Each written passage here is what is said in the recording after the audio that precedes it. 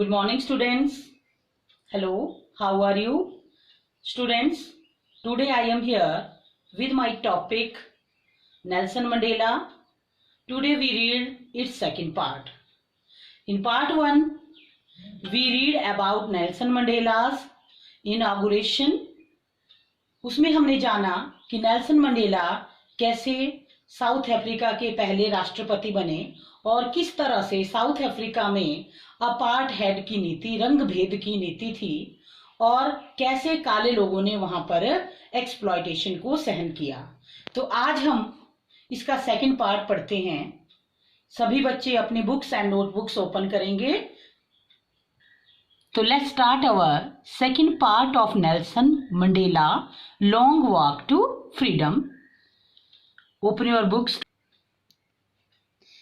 A few moments later, we all lifted our eyes in awe as a spectacular array of South African jets, helicopter and troop carrier roared in perfect formation over the Union buildings. जैसे कि आपने पढ़ा था बेटा कि उद्घाटन समारोह हो रहा था और वहां पर फंक्शन चला हुआ था। तो नेल्सन मंडेला जी कहते हैं, A few moments later, we all lifted our eyes in awe as a spectacular array of South African jets. कि जैसे ही हमने अपनी आईज ऊपर उठाई तो वहां पर दक्षिण अफ्रीका के हेलीकॉप्टर, वायुयानों एंड ट्रूप कैरियर्स, सैनिकों का दल गरजता हुआ संघीय इमारत के ऊपर से गुजरा। It was not only a display of pinpoint precision and military force, but a demonstration of the military's loyalty to democracy, to a new government that had been freely and fairly elected. तो ये केवल एकमात्र प्रदर्शन ही नहीं था, and military force केवल सैनिक बल का या सेनाओं का केवल प्रदर्शन मात्र ही नहीं था, परंतु ये सैनिकों की या सेना का लोकतंत्र के प्रति, नई सरकार के प्रति वफादारी का प्रदर्शन था। That had been freely and fairly elected. वो सरकार जिसे स्वतंत्रता से और बड़ी ईमानदारी से अच्छे तरीके से इलेक्ट किया गया था।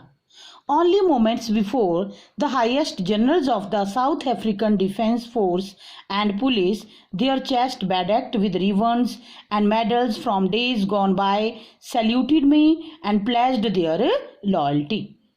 एक क्षण पहले the highest general of the South African Defence Force and Police, दक्षिण अफ्रीका के सेना बल के पुलिस और दूसरे दल के जो जनरल थे, जिनकी छाती पर मेडल लगे हुए थे। बेडेक्ड विद रिबन्स का मतलब है बेटा तमगे लगना, मेडल लगना। And medal from days gone by, तो बीते हुए दिनों में भी जिनको जो थे वो मेडल मिलते थे। Saluted me and pledged their loyalty, आज उन्होंने मुझे सलामी दी। एंड प्लेज्ड देयर लॉयल्टी, और वफादारी की शपथ ली। I was not unmindful of the fact that not so many years before they would not have saluted but arrested me. Unmindful शब्द आया हुआ यहाँ पर। नॉट अनमाइंडफुल का मतलब है अनभिज्ञ होना या जागरूक ना होना। तो यहाँ पर नेल्सन मंडेला जी कहते हैं, मैं इस बात से अनभिज्ञ नहीं हूँ, या ऐसा नहीं है कि मैं जागरूक नहीं हूँ इस तथ्य के प्रति, फैक्ट हुआ तथ्य के प्रति कि बहुत साल पहले before they would not have saluted but arrested me, वो मुझे सलामी नहीं देते थे, उन्होंने मुझे गिरफ्तार किया था। आज मतलब जिनकी छाती पर मेडल लगे हुए हैं, जो मुझे सलामी दे रहे हैं, बीते दिनों में उन्होंने क्या किया था, मुझे सैल्यूट नहीं किया था, बल्कि मुझे अरेस्ट होता है बेटा गिरफ्तार करना। Finally a चैबरन of Impala jets left a smoke trail of the black, red, green, blue and gold of the new South African flag. Finally, अंत में, फाइनली का मतलब अंत में, चैबरन होता है वी आकार की आकृति बनाना, वी विक्ट्री वाला। तो इम्पाला वायुयान जो है काला, काले, लाल, हरे, नीले और सुनहरी धुआं छोड़ते हुए, रंग के धुएं को छोड़ते हुए वी आकार की आकृति बनाते हुए ऊपर से उड़े। क्लियर हो गया यहां तक बेटा?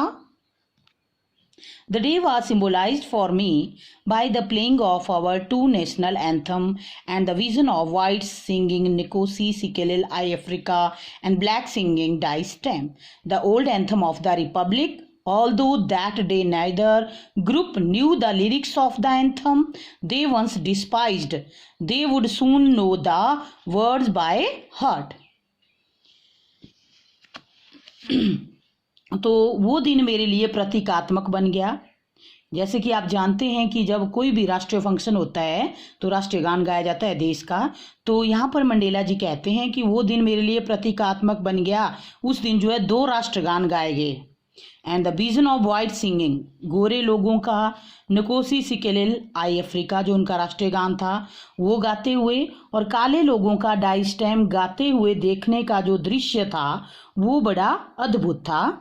The old anthem of the republic, Die Stem and Nkosi Sikelel' iAfrika, जो कि रिपब्लिक का, गणतंत्र का पुराना गान था राष्ट्रीयता का। Although that day neither group knew the lyrics of the anthem they once despised, तो यद्यपि उस दिन राष्ट्रगान जो गाया जा रहा था उस शब्द की लय लोग अच्छी तरह से नहीं जानते थे। They once despised होता है लो ओपिनियन रखना, मतलब उस राष्ट्रीय गान डाई स्टेम जो काले लोग गा रहे थे उसके प्रति लोगों के मन में बड़ी लो भावना थी, लो राय थी। They would soon know the word by heart, हालांकि आज लोगों को वो लिरिक्स याद नहीं है लेकिन जल्दी ही वो उसको दिल से याद कर लेंगे। On the day of the inauguration, I was overwhelmed with the sense of history. समारोह के दिन मैं इतिहास की भावना से भरा हुआ था, मतलब फीलिंग्स जो अतीत में हमारे साथ हुआ वो भावनाएं मेरे अंदर चली हुई थी। In the first decade of the 20th century, a few years after the bitter Anglo-Boer War and before my own birth, the white-skinned people of South Africa patched up their differences and erected a system of racial domination against the dark-skinned people of their own land. In the first decade of the 20th century, 20वीं शताब्दी के पहले दशक में, 20वीं शताब्दी के शुरुआत में, a few years after the bitter Anglo-Boer War, ये एंग्लो-बोर वार हुआ था अंग्रेज लोगों और दक्षिण अफ्रीका के लोगों के बीच में। तो इसके जो कड़वे अनुभव हुए, and before my on birth, और मेरे जन्म से पहले, The white skinned people of South Africa patched up their differences. दक्षिण अफ्रीका के जो गोरे लोग थे उन्होंने एक ऐसे सिस्टम का आगाज किया, शुरुआत की नस्ल के आधार पर, रंग के आधार पर, जो काले लोगों के साथ उनकी ही जमीन पर एक नई प्रणाली का, प्रथा का शुरुआत या आगाज किया, मतलब उनसे भेदभाव की नीति को अपनाया। The structure they created formed the basis of one of the harshest most inhuman societies the world has ever known.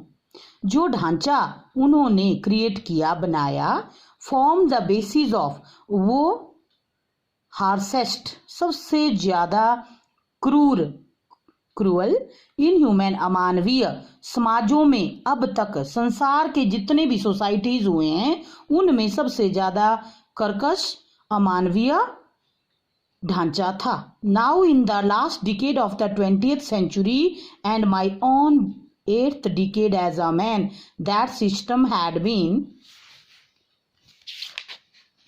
overturned forever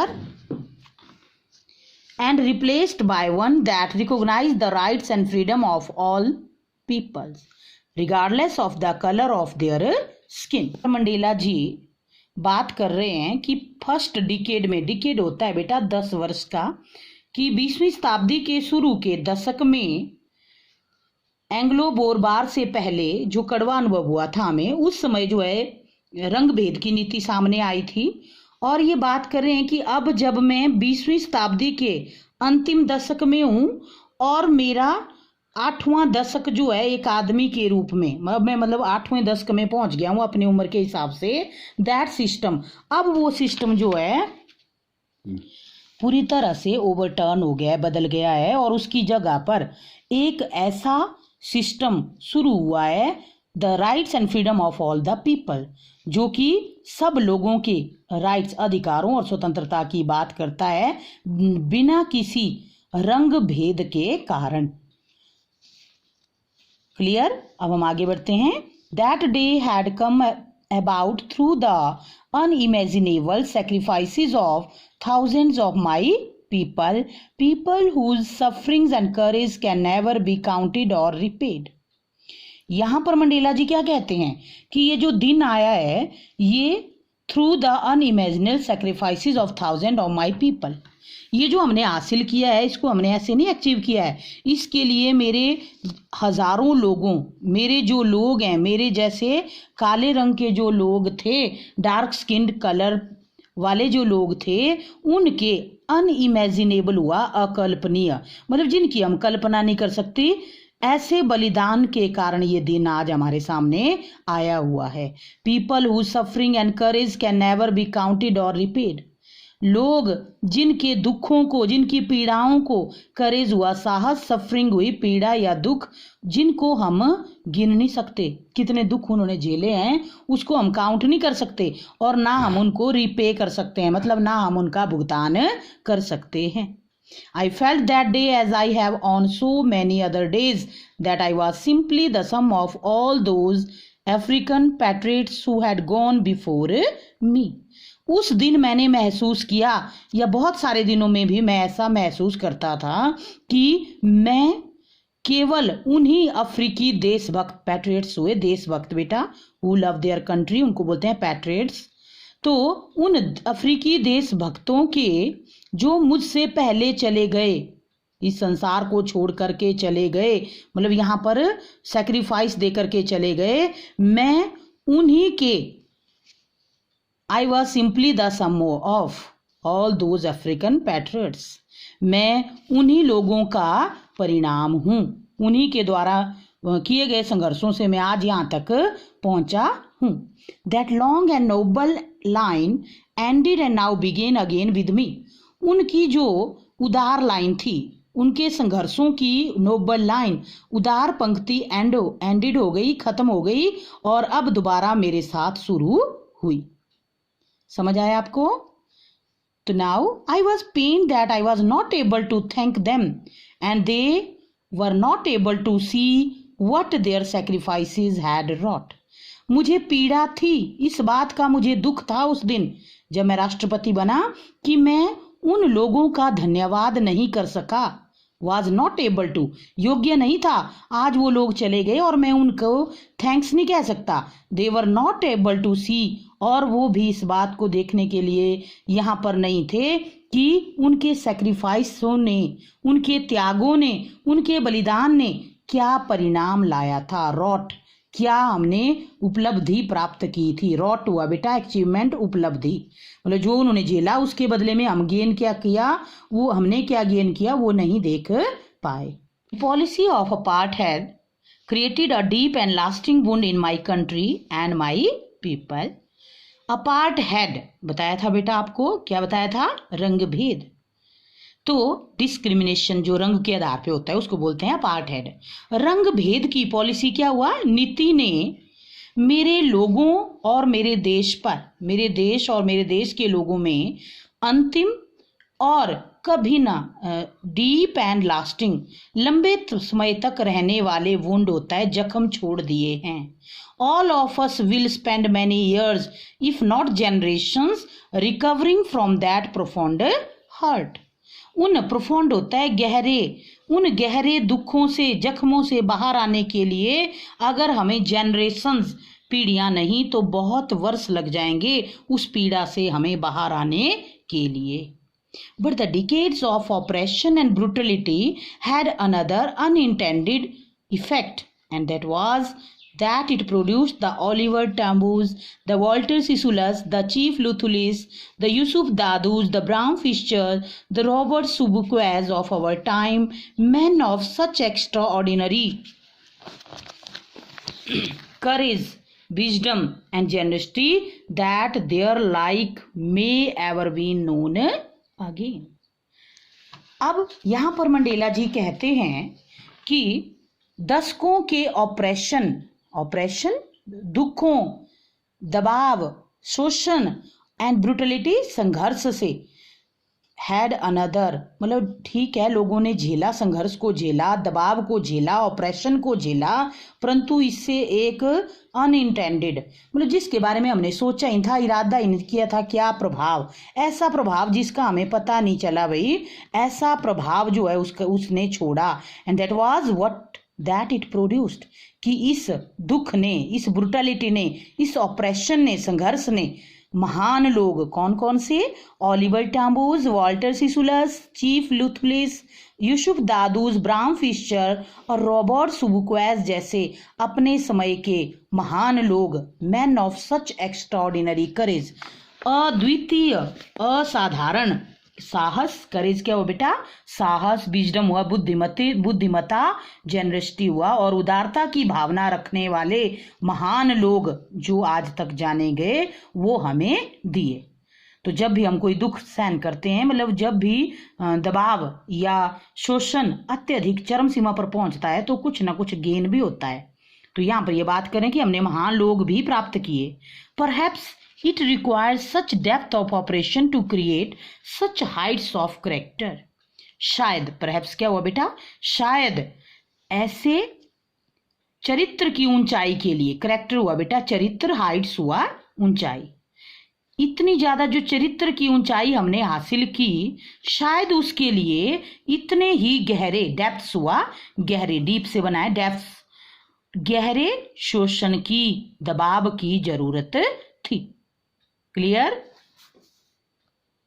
My country is rich in the mineral and gems that lie beneath its soil, but I have always known that its greatest wealth is its people, finer and truer than the purest diamonds.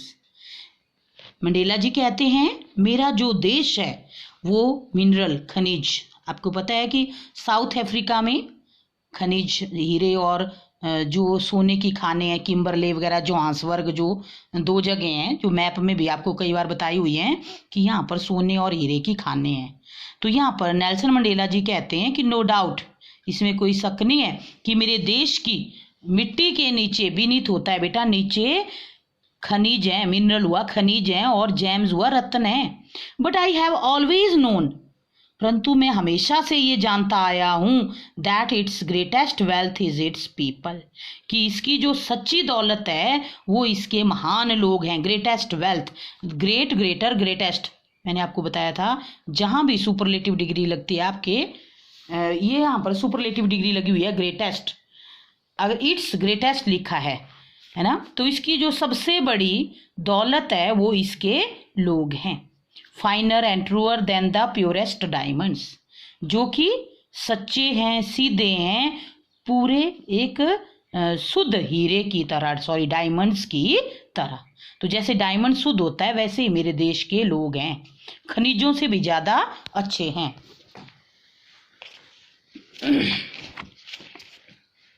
Now, it is from these comrades in the struggle that I learned the meaning of courage. Nelson Mandela ji कहते हैं कि मैंने संघर्ष किया, आपको पता है कि वो 30 वर्षों तक जेल में भी रहे थे हमारे उन लोगों के लिए। तो कहते हैं कि मैंने जो कॉमरेड्स हुए, साथी, मेरे साथी जो इस संघर्ष में मेरे साथ थे, मैंने उनसे करेज का मीनिंग समझा। What do you mean by courage? Courage is साहस। करेज का यहाँ पर क्वेश्चन भी आगे। टाइम एंड अगेन, समय और द्वारा, I have seen men and women risk and give their lives for an idea. मतलब समय समय पर, बार बार, यहाँ पर टाइम एंड अगेन का मतलब है समय समय पर, बार बार मैंने पुरुषों मैन पुरुषों और औरतों को अपनी जिंदगी एक आइडिया का मतलब है यहाँ पर विचार, एक विचार के लिए खत्म करते हुए देखा है, अपनी जिंदगी को देते हुए देखा है। I have seen man stand up to attacks and torture without breaking, showing a strength and resilience that defies the imagination.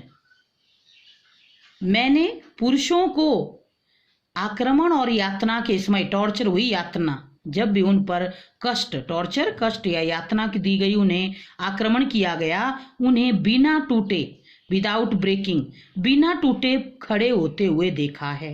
Showing a strength and resilience that defies the imagination, उन पुरुषों ने, मेरे जो साथी थे, वो शक्ति और सहनशीलता, रिजिलेंस मुझे दिखाई है जो कल्पना से परे है।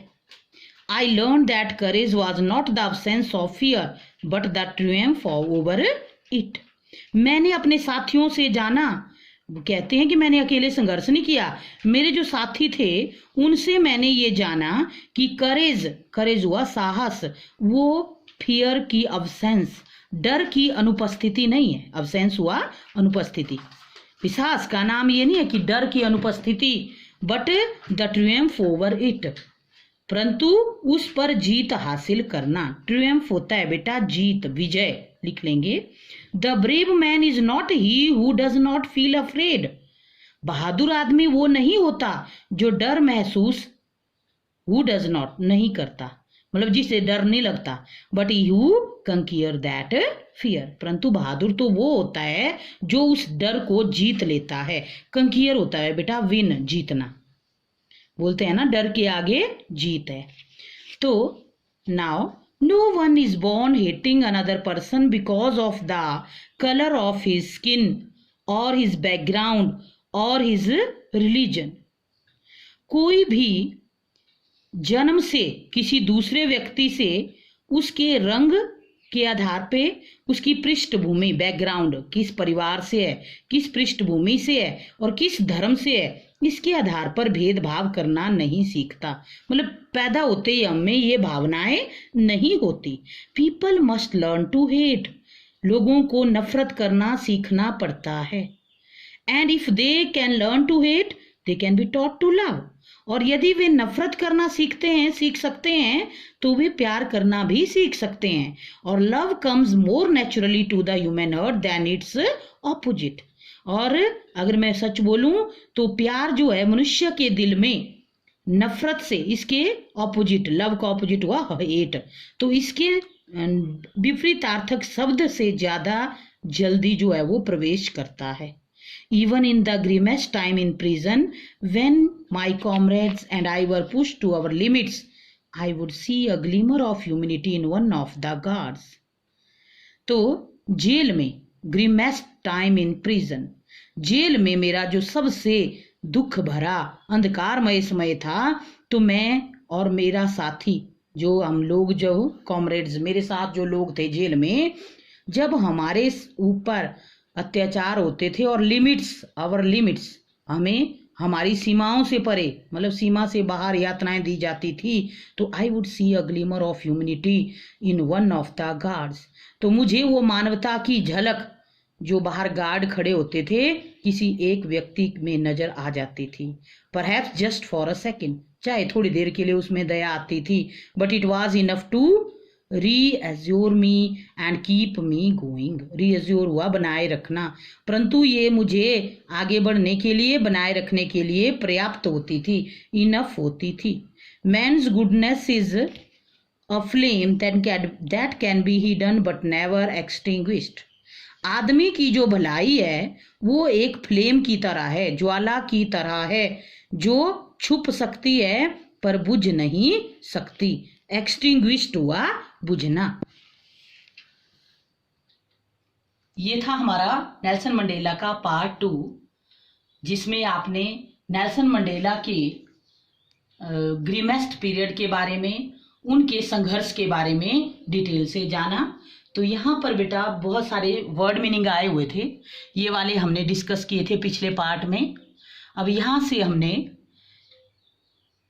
स्पेक्टेकुलर अरे, स्पेक्टेकुलर अरे मतलब एन इम्प्रेसिव डिस्प्ले, डिस्पाइज्ड ऑफ पहले भी बताया, had a very low opinion of, profound होता है डीप एंड स्ट्रॉन्ग, साथ में लिखा है मैंने ये सारे आपको, एक बार आपको रिवीजन टाइप दे रही हूँ। रेजिलेंस सहन करना, the ability to deal with any kind of hardship and recover from its effects, pushed to our limits, pushed to the last point in our ability to bear pain। प्यारे बच्चों, तो इस तरह से हमारा पार्ट 2 खत्म होता है। Thank you, have a nice day.